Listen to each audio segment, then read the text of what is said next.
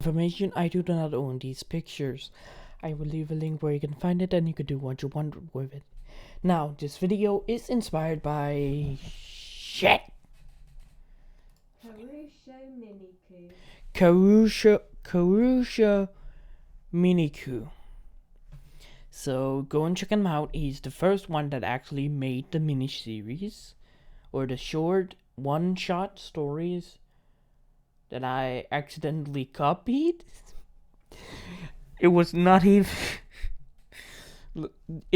even on purpose I did it. I just thought it was a good idea to just have one-shot stories, but he did it first, so shout out to him. I was kind of confused but I accidentally copied him. It was not even my point. So go and watch his. What if Deku was in the mafia? Sorry if I'm saying it wrong, but it's the only way I say it, so yeah, sorry. Or Deku and Izumi as bodyguards. But this is a mafia story.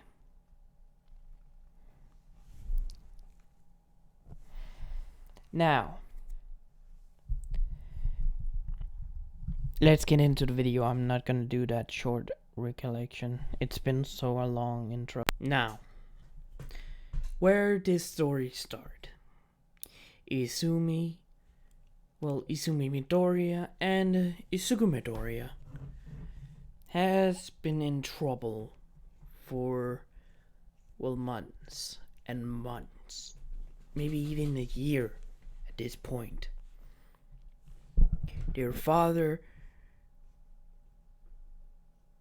is still in Japan, but he has been gambling their money. Inko, their mother,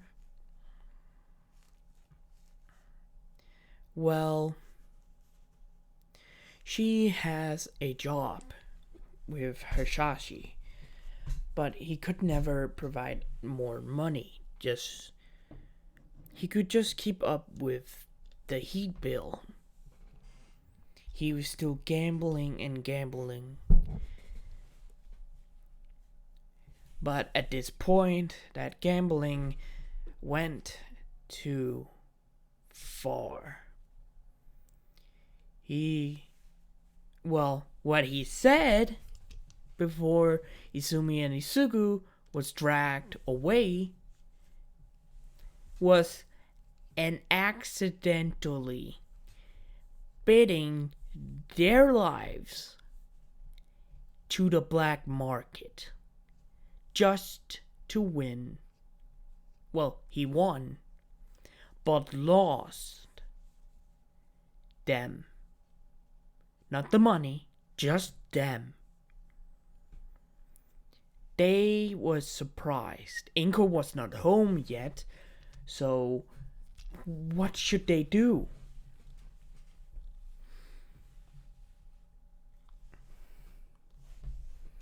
They're in this van,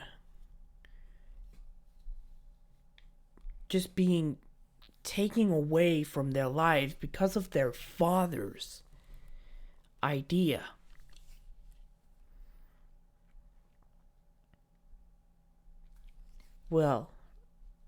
I can say this much, that Inko was not happy. Hisashi was thrown in jail for dealing his kids at quirkless, by the way. Both of them are quirkless. He bit them because he thought they were useless. Inko tried to find, her children, but couldn't. So she stayed with Mitsuki, Bakugo's mom. Even though Bakugo bullied them, they're around 8 at this point. That was fucked up, even from Bakugo point of view. He might never, ever see his true... Sorry. he might never, ever see the two childhood friends he has been knowing for 8 years. Even though those 3 years he's been bullying them. But still. It's been months since Izuku and Izumi was sold to the black market. Well, gambled away from the black market to the black market. They've been seen, they've been taken away for a week, then returned back by some shady people. Both of them lost, well, their cards, if you know what I mean, in the 3 months or 2 years since they've been there. But it was to not a gross or creepy guy. It was only Izuku. It was a rich family, just wanted some fun, so they lost their cards to them. They returned back after a week. Both of them was sitting just with each other, holding, just wanted to be near each other, when they heard a man speaking. Izumi could not hear what he said, but Izuku could. I want to. Yes, sir. What do you want? Izuku was not looking. He didn't care. The world has brought them to an horrible state, so why should they care? Those two seem like twins, right? Yes, they are. A man gambled them away. He lost them, but not the money.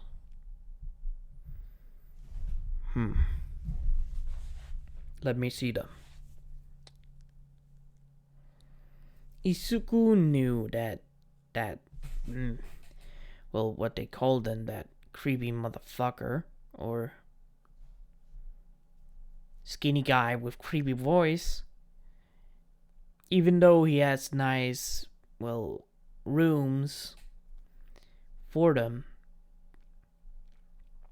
he almost, took them away, both of them, from each other, but both of them fought back, so they were sold at a one deal price. 2 people for double the amount. The creepy man opened the door for them.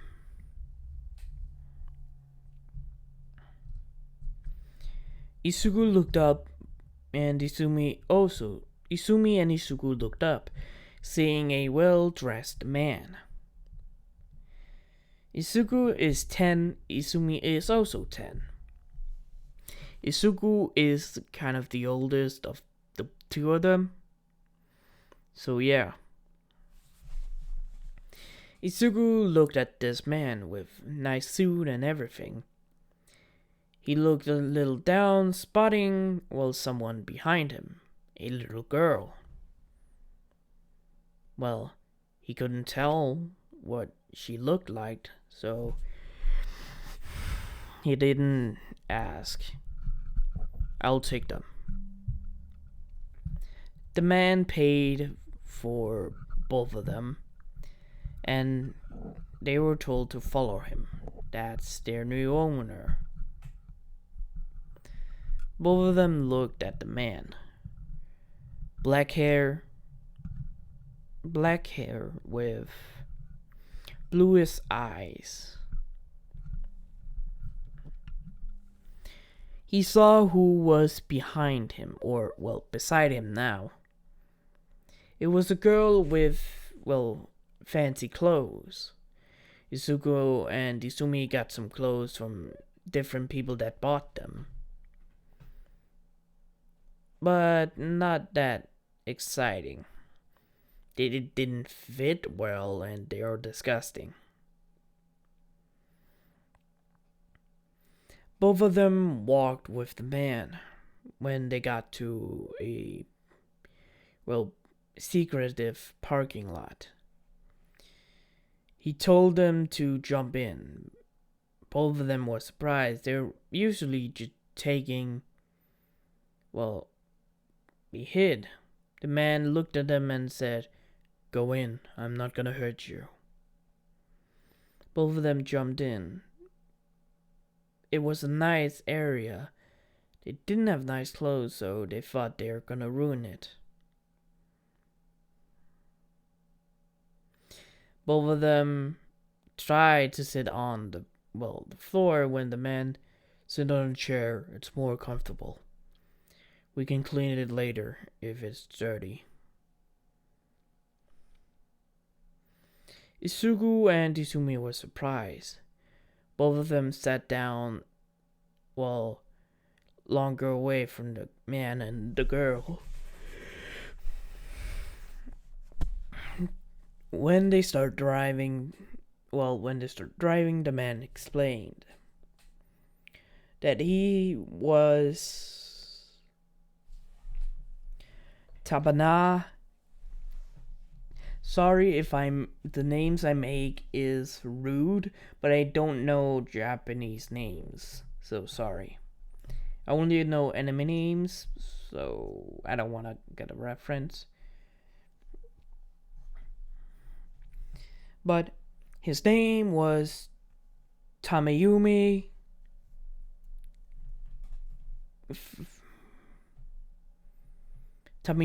Bell, a crime family that has been long in Japan. Both of them were surprised. They heard from, all of the people that bought it that that family was,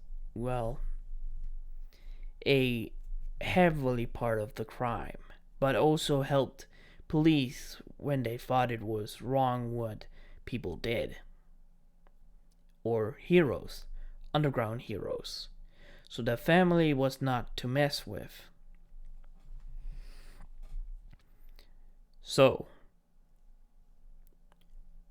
I bought you two for a reason. Both of them thought, here we go. Something horrible, terrible even. I want you to be trained, then protect my daughter. Both of them... The fuck? Okay. Both of them was surprised by, this part. Train? They're both quirkless. He explained he didn't care if they were quirkless. Quirkless made them more mysterious. And more, trainable. Because quirkless cannot be tracked. And quirks can. He explained his daughter is named Tamayuri, let's say the last name of the family is Tamayuri. If I said something else, fuck it. Tamayuri Bell. Yes, I made a reference. Fuck off. I didn't want to, but only that clicked. Tamayuri Bell and Tamayuri Cheeky. Not threatening name, but horrifying aura. He told them they will be trained for 2 years, making them 12. At this point, when they start bodyguarding, and even maybe playing with, his daughter. She needs some interaction with some other kids. Both of them were shocked, but agreed. That sounds much better than what they have experienced. They arrived at the mansion and their training began. After 2 years, both of them learned a lot. How to handle a gun, weapons, well, anything. Izuku got his mask. Well, he can not wear it, but he preferred just to wear it. Izuku got his suit, but it looks like to be intimidating but not a business boss. Just a simple bodyguard or a butler. Izumi is wearing that dress you see at the bottom. I wanted another one, but that one was, well, a little bit better. I thought it looked more, well, like Izuku's. Well, Deku's picture over there. Sorry if people get offended by the mask. I just thought it looked cool. And it kind of fit what I wanted to wear. By the way, I wanted Deku to wear the fucking drift mask from Fortnite. So you're lucky you got fucking this one instead of drift. And Izumi, I just fucking loved how that mask is.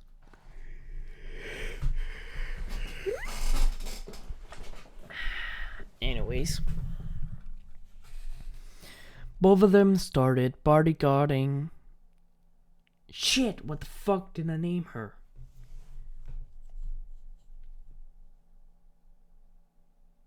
And what the fuck did I name the family? Shit. Tamayumi or Tamayami? Tamayumi Kitachi.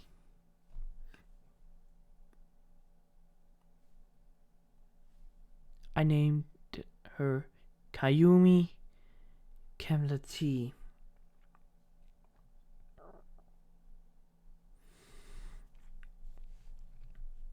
That what's the name? Or just Yami. I'm just gonna fuck, that's the name, anime name. Fuck. Well,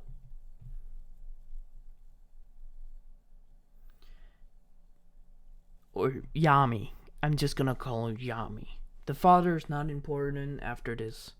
So, yeah. Yami was a sweet girl. She was nice to the maids and the, well, underling under her father. Everyone respected her and everything else. Everyone liked her spirit. So when Izuku and Izumi got into bodyguarding her, well, around the mansion they were the outfit, but outside they were normal kind of clothes. It just seemed like two twins hanging out with their friend.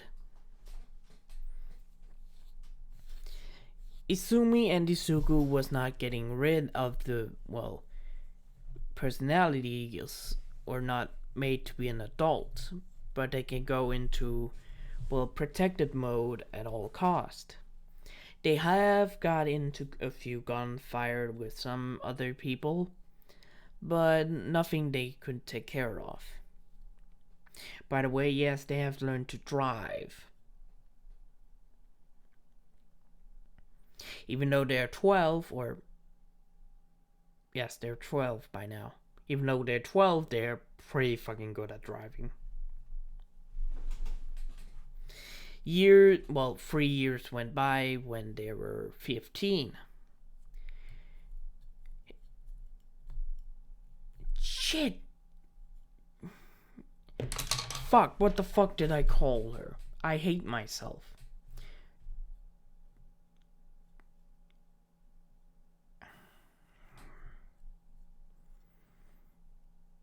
JJ? Jojo? JJ? Fuck, JJ. Call the girl JJ. Easy, J and a J. I know I said JoJo, but JJ is fine.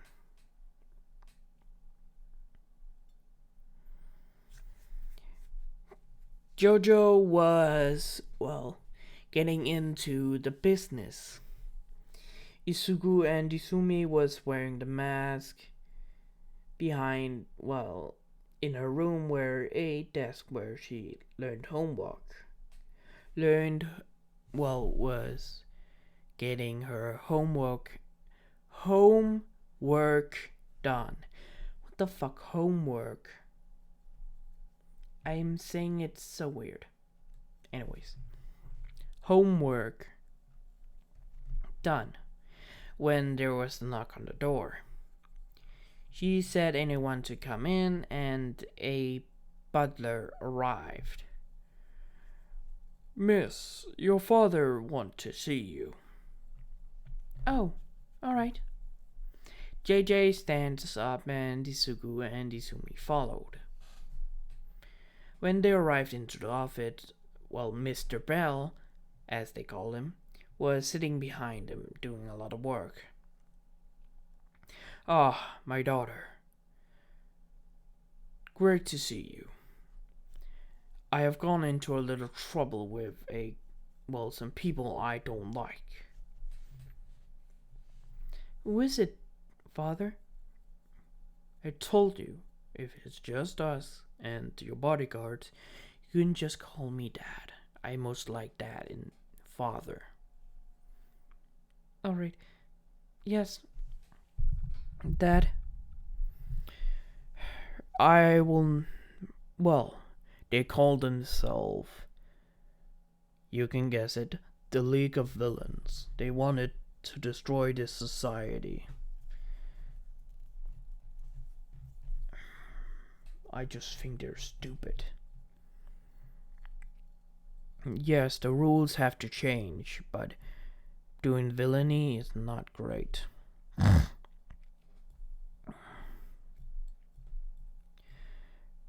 I want you to, I found something on, the black market about them.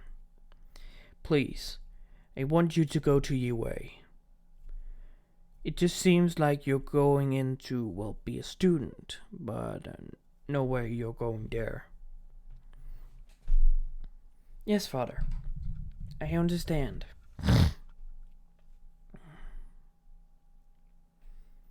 So I'm going to UA to give some information. Yes. You'll give information to Principal Nesu. There will also be some student learning how to make, get information from any source you can. It's kind of a training. Class 1A and Class 1B, for what I know, is going to be there, all of them in the same room. Don't be nervous. Alright? Yes, Dad. Good. You'll leave in an hour. Good luck, my daughter. And I hope you two protect her. The two bodyguards stand, nods at this point. Isugu with his mask, and Izumi with his mask and her mask and her outfit. Both of them walks behind, JoJo. Not JoJo, JJ. Fuck. They got ready, she got ready in an hour and they left for UA.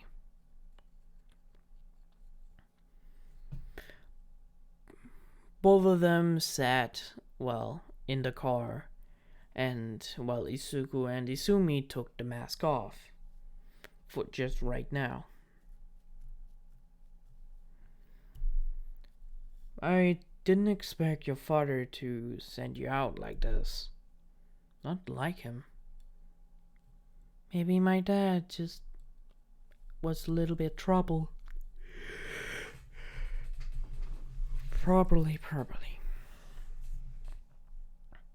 Yeah, but still, it's cool to see you, eh? Even though we can't get in. Yeah, I guess so. We should be arriving. How long? She called out to the driver, saying they would be there in 20 minutes. They start talking of everything and the tips to the homework that JJ has to complete. Isugu and Izumi was studying hard because of their information gathering they could. They got information about, well, people's quirk in Class 1A and Class 1B. Even and JJ doesn't know about it. They know that one of their old childhood friends is in there. They arrived at UA in front of the gates. A lot of students was surprised by this. While appearing of the car, thinking it's Momo or Todoroki, one of the rich kids, well, the first year thought. When the door opened and a, well, green-haired man with a tight suit with green and black clothes on him with a weird-looking mask, so no one could see his face, stepped out. A girl, well, around their age, what they think, like 15, was helped out by this man. Behind him came a woman with a, well, cool looking outfit with a same kind of mask. Mr. Aisawa came out to greet them. Hello, Mr. Well, hello, lady. Howdy. Here's your free passes. Follow me. All of them went with Aisawa. All the students was, well, confused about it. This, but not the third years. The second year hasn't seen this before, by the way. The third year has, seeing the same kind of bodyguard when a specific man arrived. So they thought this must be his daughter. Well, a blonde-haired man says in their mind. They're walking through when Aisawa says, Principal Nesso will be there in a few minutes. You can go into the conference room. My class and Class 1B's teacher and Class 1A and Class 1B will be there. Don't worry. It's a big room, but you can sit at a table. He points at what table and they walked in. No one was there yet, so she sat down and Deku and Izumi stood beside her. After some minutes, well, Principal Nezu arrived. By the way, the students is standing to the wall. It's a big room. So, yeah.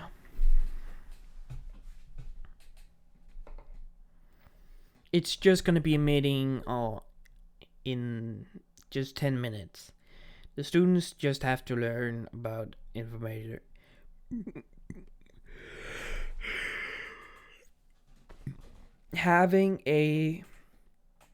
The students have to learn that sometimes heroes have to get some, well, information, even though it's not heroist, but they have to. After some few minutes, Principal Nezu walked in with Class 1A right behind him, with Aisawa coming and Lad King. The students stands in the side, seeing the same girl with these two weird people, a girl and a female. A lot of the females looked at Deku like, that's a snack. and a lot of males looking at Izumi like, well, the same look, but one person took it way too far. Just a little bit. It was not towards Shizuku, and Izumi, it was towards JJ. Mineta tried, well, to grab on to JJ, but before he could, Izuku took his arm and pulled him up to his mask. The student seeing this and Principal Nezu, Izuku just stared at Mineta, scaring the fuck out of him. Izuku, well, threw him away from, well, JJ. The students were shocked by this when when the students were about to say something, Aizawa said, "They're just bodyguards." Mineta tried to touch, well, the one they have to protect. Don't get mad, that actually happened before. When they heard this, they, well, immediately said, "Oh, bodyguards? Yeah, okay, that makes sense." Before anyone says anything more, Mineta said, "I think he broke my arm." Aizawa looked at Mineta and yep, the arm was fucking broken. And Izuku didn't do anything, just grabbed that midget's arm and broke it just holding it. Aizawa sent him to recovery girl. The meeting started and Izuku and Izumi got this eerie feeling that someone was staring at them. They didn't turn their heads, but fuck, they looked at the one that was staring, being Katsuki Bakugo. He stared mostly at the green hair, so they didn't have to, well, look any further. They know who he is. They just think that he's kind of getting, well, he just maybe thinks that they're them, what it is, but they is not allowed to show their identity. After 10 minutes, the meeting was over and JJ stood up with, well, the manners of Izuku, helping her with just their hand, what they always treat her like in public at these kind of, well, public situation they're in. They kind of go to a party of rich kids, and Izuku and Izumi is one of the bodyguards that have to intervene if their madam or lady gets in trouble.